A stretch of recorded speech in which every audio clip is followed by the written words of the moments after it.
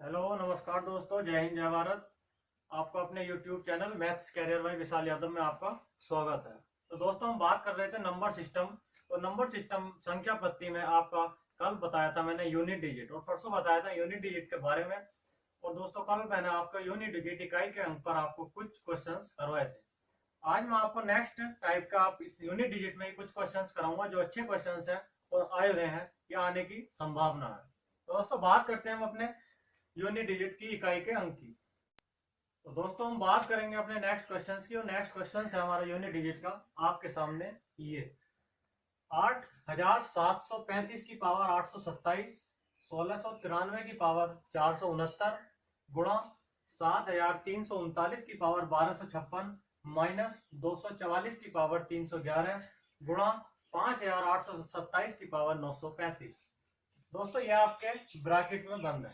तो मैंने आपको बताया था जब भी आपका यूनिट डिजिट का पावर का क्वेश्चन आ जाए, मतलब जिसके पावर्स बड़ी बड़ी हो, घात बड़ी हो, यूनिट डिजिट आपसे पूछता है, इकाई का अंक पूछता है, तो दोस्तों हम उसमें क्या करेंगे, पहले पावर्स में आपकी जितनी भी बड़ी पावर है उसमें हम 4 का डिवाइडेशन करते हैं, 4 का भाग करते हैं। तो हम 4 का भाग करेंगे। मैंने बताया था लास्ट की 2 डिजिट में आपको 4 का भाग करना होता है। 4 से आपने भाग दिया, आपका गया 4 छंग 24। तो दोस्तों, आपका शेष क्या बचा, 3। और पहली बात तो 5 की पावर कुछ भी हो, मैंने बताया था 0 1 5 6 की यूनिट डिजिट हमेशा वही होती है। तो 5 की पावर कुछ भी है तो आपका दोस्तों यहाँ क्या आएगा, 5 आएगा। बात करते हैं नेक्स्ट। तो 4 से आपने डिवाइड किया तो आपका कितनी बार जाएगा, 4 करना 4, 2 बचे 29 और 4 छंग 24, 4 सत्ते 28। तो दोस्तों हमारा कितना बचेगा, 1 बचेगा। तो दोस्तों इसकी पावर में 1 बचा, तो हमारा यहाँ कितना बचा, प्लस 3 की पावर है 3। फिर दोस्तों नेक्स्ट चलते हैं, यहाँ आपका मल्टीप्लाई गुणा का निशान है।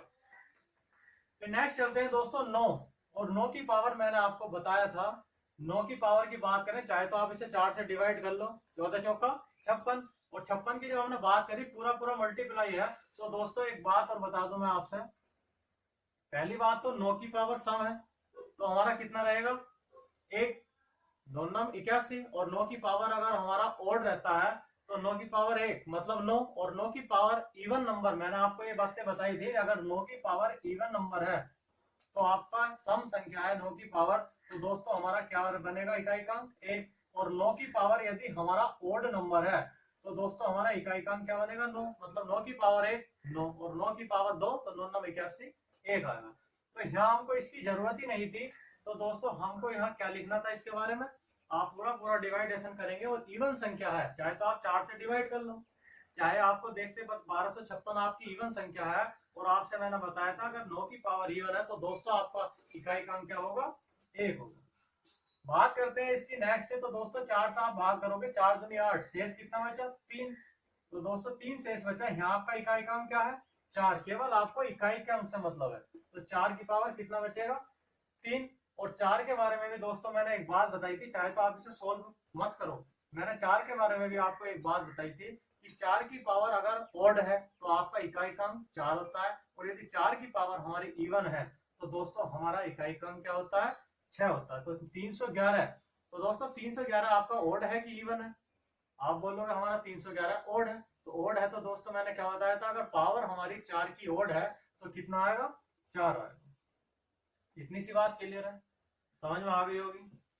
फिर नेक्स्ट बात करते हैं गुणा।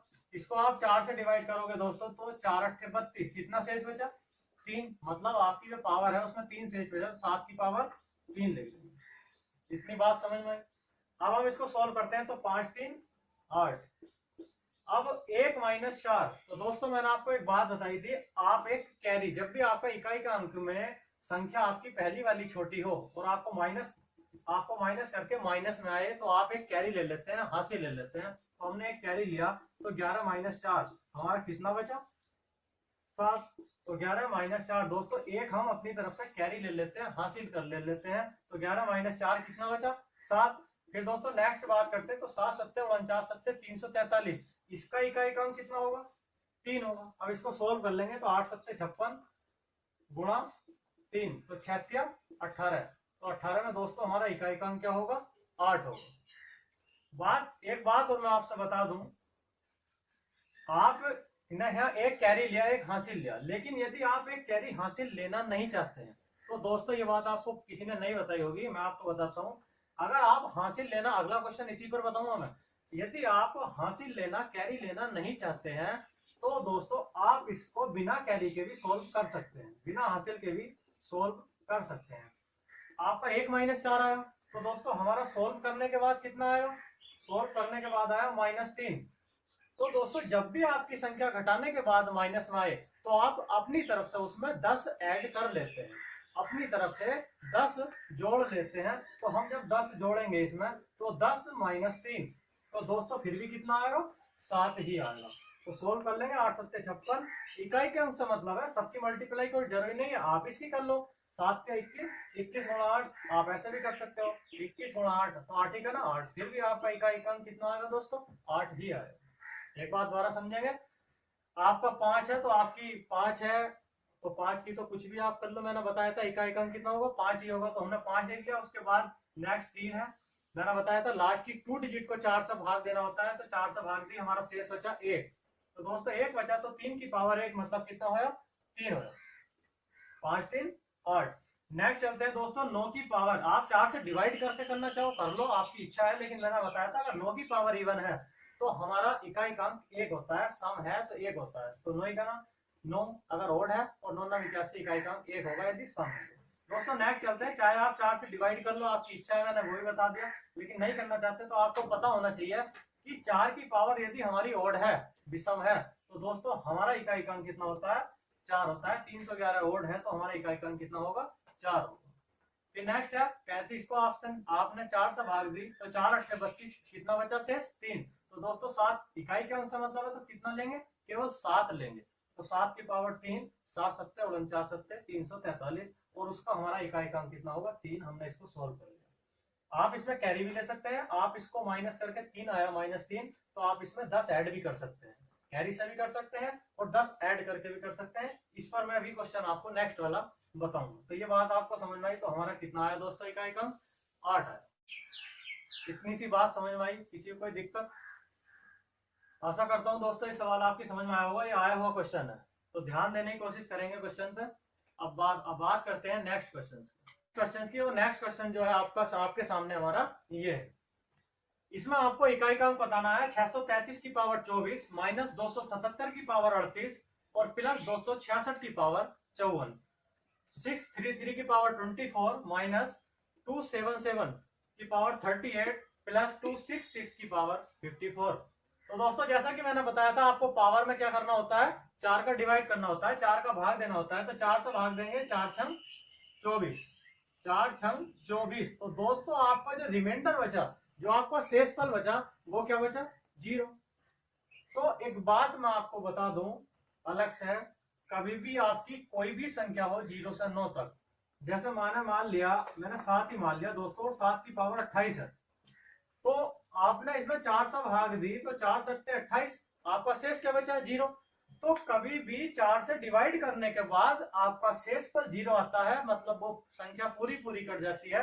तो दोस्तों इसका मतलब ये है कि इस हम 7 की 4 बार गुणा करेंगे, इस 7 को की पावर हम 4 लिखेंगे। इतनी सी बात क्लियर है? अगर हमारा पूरा चला जाता है, हमारा शेषफल 0 बचता है, तो दोस्तों हम पावर को 4 लिखेंगे, पावर में 4 बचेगा और हम उसकी 4 बार मल्टीप्लाई करेंगे। जैसे इसमें है 24 हमारा 4 से कंप्लीटली डिविजिबल होता है, तो हमारा शेषफल क्या बचा? 0। तो दोस्तों इसका मतलब यह है 3 की पावर हम 4 लिखेंगे। यहाँ हम 3 का पाड़ा 4 बार पढ़ेंगे। क्लियर है इतनी सी बात? फिर नेक्स्ट चलते हैं दोस्तों, हमको इकाई के अंक से मतलब है, इकाई का अंक क्या है? 7, और हम 4 से डिवाइड करते हैं, तो 4 9 36, कितना शेष बचा? 2। तो दोस्तों यहाँ कितना बचेगा हमारा? यहाँ बचेगा 7 की पावर 2। फिर नेक्स्ट बात करते हैं दोस्तों, प्लस हमारा 4 से भाग करेंगे, तो 4 से 54 में भाग करेंगे, तो हमारा 13 चौका 52, शेष कितना बचेगा दोस्तों? 2। पहली बात तो आपका 6 से यूनिट डिजिट, और यूनिट डिजिट 6 है, तो मैंने बताया था 6 की पावर कुछ भी आप कर लो, तो 6 की पावर कितनी भी पढ़ लो, तो हमारा हमेशा इकाई का अंक 6 ही होता है। तो दोस्तों हमें इसमें 4 की भाग देने की जरूरत ही नहीं थी, हम केवल डायरेक्ट लिख सकते थे। 266 की पावर हमारा 54 था, हमने 6 को देखते ही लिख देंगे कि हमारा कितना है यूनिट डिजिट? 6 है। तो बात करते हैं इसकी, तो 3 की पावर 4, 3 3 9 27 81, हाँ 1 आएगा इकाई का। 7 7 49, 49 में आपका इकाई का अंक 9 होता है और प्लस 6, तो 6 और 1 7, और 7 माइनस 2, तो हमारा 7 माइनस 9 हमारा कितना बचेगा, 2 बचेगा। और मैंने आपको ये बताया था 7 माइनस 9 हमारा माइनस के 2 बचा। मैंने ये बताया था आपसे कि अगर संख्या इसी प्रकार की आती है तो अपनी तरफ से हम 10 ऐड कर लेते हैं। तो अपनी तरफ से जब 10 ऐड करेंगे तो 10 माइनस 2, तो दोस्तों हमारा जो शेष बचेगा वो कितना बचेगा, 8 बचेगा। इतनी बात क्लियर है? ये बात आपको समझ में आई कि नहीं आई? अगर कोई संख्या हमारी 4 से कंप्लीटली डिविजिबल हो जाती है, हमारा शेषफल 0 बचता है, तो वो संख्या पूरी पूरी कट जाती है और उसकी हम 4 बार मल्टीप्लाई करते हैं, मतलब पावर में 4 बचता है। हम उसकी 4 बार गुणा करते हैं, हमारा जो शेष बचता है अगर वो कंप्लीटली डिविजिबल होती है 0 बचता है, तो हम उसकी 4 बार गुणा करते हैं। क्लियर? वैसे हमने यहाँ किया, 4 से हमारा 24 कंप्लीटली कटा, तो हमने कितनी बार गुणा की 3 की इकाई क्रम की, 4 बार गुणा। क्लियर है इतनी सी बात? आशा करता हूँ ये समझ में आया होगा। ये क्वेश्चन दोस्तों आए हुए हैं, मैंने अभी तक 2 क्वेश्चन कराए और आज केवल मैं 4-5 क्वेश्चन ही कराऊंगा, लेकिन अच्छे करवाऊंगा जो आए हुए हैं आप। बात करते हैं दोस्तों नेक्स्ट क्वेश्चन। तो दोस्तों हमारा जो नेक्स्ट क्वेश्चन है वो आपके सामने ये है, 164 की पावर 169 प्लस 333 की पावर 337 माइनस 727 की पावर 726। तो इसमें भी हम क्या करेंगे, 4 का डिवाइड करेंगे। तो 4 का डिवाइड क्या करना, आपको पता है कि अगर हमारी 4 की पावर ओड है, विषम है, 4 की पावर विषम संख्या है, तो दोस्तों हमारा जो इकाई का अंक होगा वो कितना होगा, 4। हमें 164 से मतलब नहीं है, हमें केवल 4 से मतलब है, इकाई के अंक से मतलब होता है। नेक्स्ट चलते हैं, 3 की पावर आपको 37 को 4 से डिवाइड किया, तो दोस्तों हमारा शेष कितना बचेगा, 1, और 1 बचेगा, तो 3 की पावर 1 लिखेंगे तो कितना आएगा, 3 आएगा। फिर बात करते हैं नेक्स्ट, तो आपका 26 को 4 से भाग दोगे तो 4 से 24, कितना शेष बचा, 2, और 2 शेष बचा, तो दोस्तों इकाई के अंक से मतलब होता है, इकाई के अंक से, तो 7 की पावर 2 मतलब 7 7 49, और 49 49 का हम क्या लिखेंगे, इकाई का अंक 9 लिखेंगे। 4 3 7, और 7 माइनस 9, दोस्तों हमारे पास आया शेष माइनस का 2, और माइनस का 2 कभी भी शेष नहीं बचता। तो दोस्तों माइनस में कभी भी शेष नहीं बचता, ये बात आप याद रखेंगे, ध्यान रखेंगे। तो मैंने अभी बताया था हम अपनी तरफ से 10 ऐड कर लेते हैं, तो जैसे ही आप 10 ऐड करोगे तो दोस्तों हमारा इकाई का अंक क्या होगा, 10 माइनस 2 8 हो जाएगा। क्लियर है इतनी सी बात? ये क्वेश्चन समझ में आया? बात करेंगे अब कुछ और थोड़ा सा नए पैटर्न पर नेक्स्ट क्वेश्चन की। दोस्तों आपने फैक्टोरियल पढ़ा होगा 5th 6th 7th 8th class में, तो दोस्तों मैं बात अब फैक्टोरियल की करूंगा, आपको फैक्टोरियल के बारे में बताऊंगा, फैक्टोरियल क्या होता है, उस पर हम यूनिट डिजिट के क्वेश्चन करेंगे।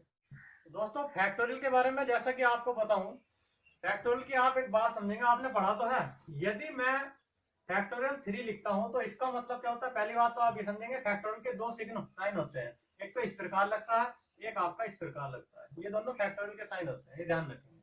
मैं आपसे यदि कहूं फैक्टोरियल 3, तो दोस्तों इसका मतलब ये होता है कि हम उस संख्या की पीछे 1 तक उतनी बार गुणा करते चले जाते हैं। तो ध्यान रखेंगे, इसका मतलब ये है 3 गुणा 2 गुणा 1। यदि मैं बात करूं फैक्टोरियल 5 की, तो दोस्तों फैक्टोरियल 5 का मतलब ये है कि हम 5 की 1 तक गुणा करते चले जाएंगे, 5 गुणा 4 गुणा 3 गुणा 2 गुणा 1।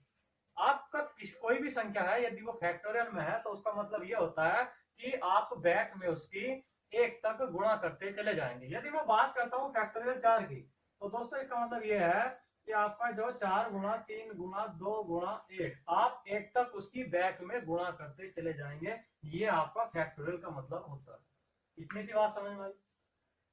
इतनी सी बात आपकी समझ में आई? आपकी कोई भी संख्या कितनी भी बड़ी है तो आप उसकी बैक में 1 तक गुणा करते चले जाते हैं, तो वो होता है हमारा फैक्टोरियल मीन्स।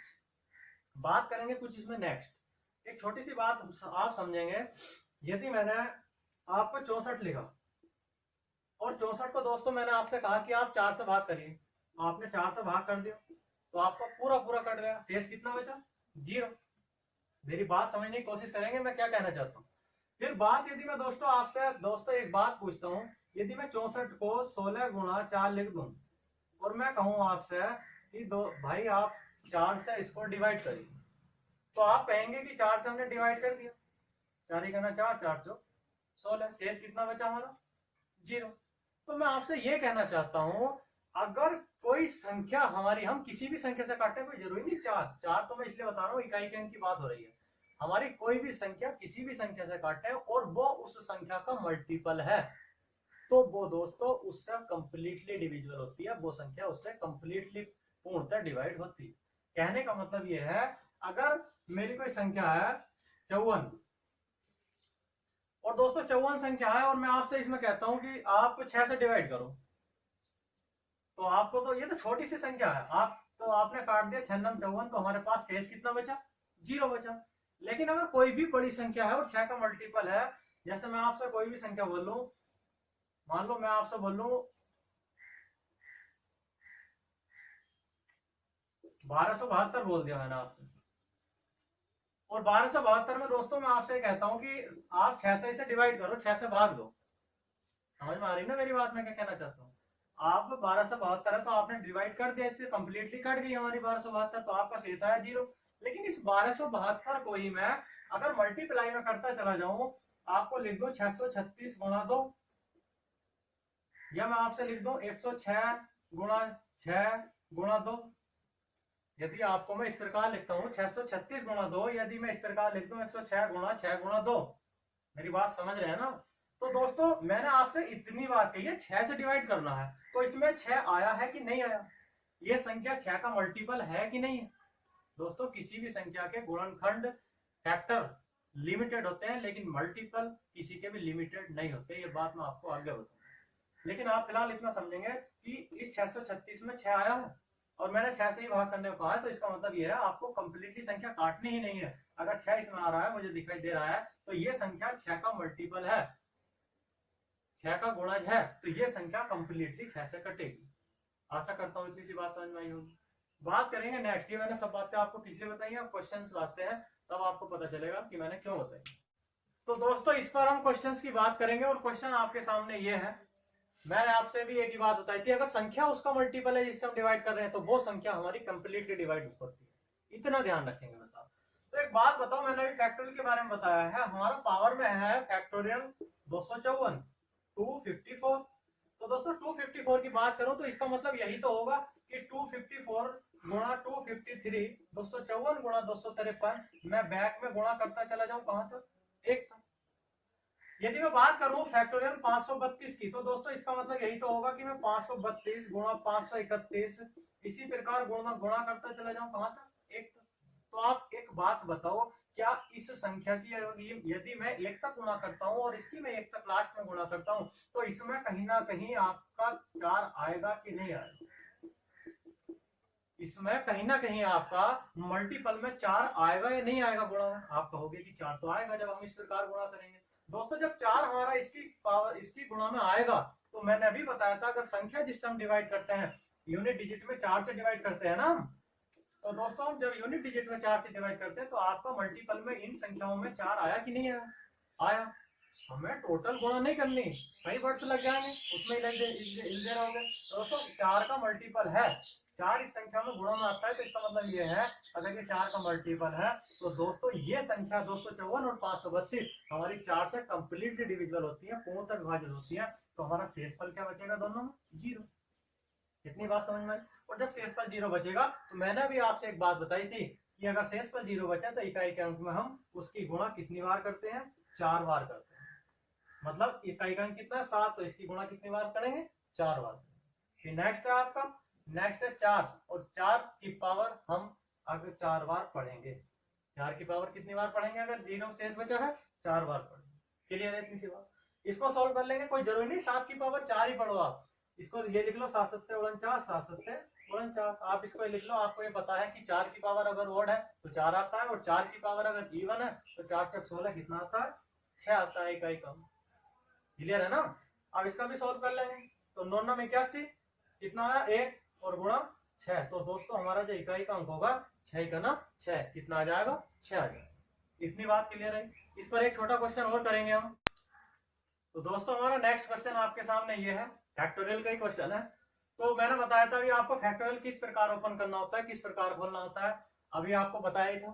तो दोस्तों मैंने बताया था यूनिट डिजिट निकालनी है आपको, तो कितने का भाग करते हैं, 4, और 4 का भाग करेंगे 543, ये आपका 223 की पावर 543 फैक्टोरियल में, और 125 की पावर फैक्टोरियल 124। तो दोस्तों जब हम 4 से डिवाइड करेंगे तो आपसे मैं एक बात पूछता हूँ, क्या इसके मल्टीपल में दोनों में 4 आएगा? कहीं ओपन करेंगे तो आप कहोगे मल्टीपल में 4 आएगा। जब हम 543 को 1 तक बैक करके खोल देंगे गुणा में, और 124 को बैक 1 तक खोलते चले जाएंगे तो गुणा में 4 आएगा, और गुणा में 4 आएगा तो इसका मतलब ये है दोस्तों कि हमारी ये संख्या कंप्लीटली डिविजिबल होंगी, और कंप्लीटली डिवाइड होंगी हमारी, पूर्णतः विभाजित होंगी, तो शेषफल कितना बचेगा? 0। और शेषफल जब 0 बचता है तो मैंने बताया था इकाई का अंक में इकाई का अंक कितना? 3, उसकी हम कितनी बार गुणा करते हैं? 4 बार गुणा करते हैं। तो गुणा, और यहाँ कितना है? 5, और 5 की भी कितनी बार करेंगे? 4 बार करेंगे। 3 × 9 = 27 × 81, तो दोस्तों इसका कितना आएगा इकाई का? 1 आएगा। और बात करें इसकी तो मैंने बताया था 5 की, तो कितनी भी बार आप गुणा कर लो कितना आता है? 5 आता है, तो हमारा इकाई का अंक कितना हो जाएगा? 5 हो जाएगा। इतनी बात क्लियर है। ये क्वेश्चन दोस्तों आते हैं, अच्छे लेवल के क्वेश्चन है, और आपको जितने क्वेश्चन मैंने अभी कराए ये आए हैं। आज के लिए केवल एक क्वेश्चन और कराऊंगा। तो दोस्तों हमारा नेक्स्ट क्वेश्चन आपके सामने ये है, factorial 1 + factorial 2 + factorial 3 + factorial 4 + factorial 5, इसी प्रकार हम करते चले गए प्लस में कहां तक? फैक्टोरियल 1000 तक। तो दोस्तों एक बात बताओ, मैंने आपसे एक बात बताई थी, नंबर ऑफ जीरोज आपको अलजेब्रा में पढ़ाऊंगा मैं, इसमें नहीं बताऊंगा नंबर ऑफ जीरो। तो दोस्तों हमारा जो जीरो बनता है वो 5 में यदि मैं 2 की गुणा कर दूं तो हमारा जीरो बनता है कि नहीं बनता इकाई का? 5 दूनी 10, तो दोस्तों इकाई का अंक 0 आया कि नहीं आया? आप कहोगे आया। तो एक बात ध्यान रखेंगे, अगर मैं फैक्टोरियल 5 से अगली संख्याएं खोलता हूं, ओपन करता हूं, तो दोस्तों 5 × 4 × 3 × 2 × 1, तो उसमें 5 और 2 आएंगे या नहीं आएंगे? आप बोलोगे आएंगे। अगर मैं फैक्टोरियल 5 को खोलता हूं तो 5 दूनी 10 आएगा। और दोस्तों फैक्टोरियल 5 से अगली कितनी भी संख्याएं खोलता चला जाऊं मैं, सब में 5 और 2 आएंगे। ऑब्वियसली बात है। 6 को खोल लूंगा 6 × 5 आएगा, 7 को खोल लूंगा 7 × 6 × 5, मतलब सब में आगे की कितनी भी संख्या है फैक्टोरियल 5 से, सब में 0 बनेगा कि नहीं बनेगा? इकाई का अंक 0 बनेगा। तो दोस्तों यहाँ से आगे को तो हमें कोई मतलब नहीं है, क्यों? फैक्टोरियल 5 से आगे कितनी संख्या है, सभी संख्याओं का कितना बन गया इकाई का अंक? 0। बात करेंगे इस तक, कभी भी आपको ऐसा क्वेश्चन आए तो ध्यान रखेंगे फैक्टोरियल 5 से अगली सब संख्याएं हमारी 0 बन जाती है इकाई के अंक। ये कैसे बनी मैंने अभी आपको बता दिया। तो इसको करेंगे केवल हम, फैक्टोरियल 1 को खोल लेंगे तो 1 ही का ना 1, फैक्टोरियल 2 को खोल लेंगे तो 2 ही का ना 2, फैक्टोरियल 3 को खोल लेंगे तो 3 × 2 × 1, 3 दूनी 6, फैक्टोरियल 4 को आप ओपन करोगे तो 4 × 3 × 2 × 1, तो 4 × 12 दूनी 24। इतनी बात क्लियर है। तो दोस्तों हम इसको ऐड कर लेंगे, और ऐड करके 24 और 6 आपका 30 और 3 33, तो दोस्तों हमारा इकाई का अंक कितना आएगा इसमें? 3 आएगा। आप ऐसे भी कर सकते हो, 6 तो 8, 8 और 1 9, और 9 4 13, 13 का कितना आएगा? 3 इकाई का। फैक्टोरियल 5 से कितनी भी आपकी संख्या है वो सब 0 बन जाती है, उनका यूनिट डिजिट 0 हो जाता है। सब में 5 और 2 आता है, 5 × 2 से हमारा क्या बनता है? इकाई का अंक 0 बनता है। इसलिए केवल हम इतना ही सोल्व करते हैं, कहां तक? फैक्टोरियल 4 तक। पावर में चाहे इसकी कुछ भी होता, अरे है ना समझ में दोस्तों मैं क्या कहता हूँ, जो पावर में यहाँ होता केवल हम उसको ही सोल्व करते हैं। इतनी सी बात समझ में आई जितना मैंने आपको आज बताया। ये सब क्वेश्चन दोस्तों आज आपके आए हुए थे। आज के लिए इतना ही काफी है। डेली 5 6 7 8 क्वेश्चन आपको मैं कराऊंगा, स्लो स्लो हम आपके चलेंगे, लेकिन बस इतना है, कॉन्सेप्ट क्लियर होना चाहिए, क्वेश्चन समझ में आने चाहिए। जो क्वेश्चन मैं आपको करा रहा हूँ ये क्वेश्चन आपके आए हुए कराऊंगा मैं, जितने भी है, और प्रीवियस ईयर का बताता हूँ आपको मैं। बस ये आपको माइंड में फिट होने चाहिए, कॉन्सेप्ट क्लियर होना चाहिए, क्योंकि दोस्तों quality is better than quantity. ये आपको पता होना चाहिए कि कम करो लेकिन अच्छा करो, माइंड में सेट हो वो करो। ये क्वेश्चन अच्छे लेवल के थे जो मैंने आपको कराए हैं। एग्जाम कभी भी आपसे पूछ कर क्वेश्चन नहीं रखता, कहीं से भी क्वेश्चन रख सकता है। इतनी बात क्लियर है। आशा करता हूँ ये मेरा पढ़ाया हुआ समझ में आया होगा। दोस्तों यदि आपको पढ़ाया हुआ समझ में आता है तो आप मेरे चैनल को लाइक और सब्सक्राइब करना ना भूलें, और कमेंट में मुझे बताएं कि आपको पढ़ाया हुआ कैसा लगता है। ठीक है, अब नेक्स्ट वीडियो में मिलते हैं। ओके।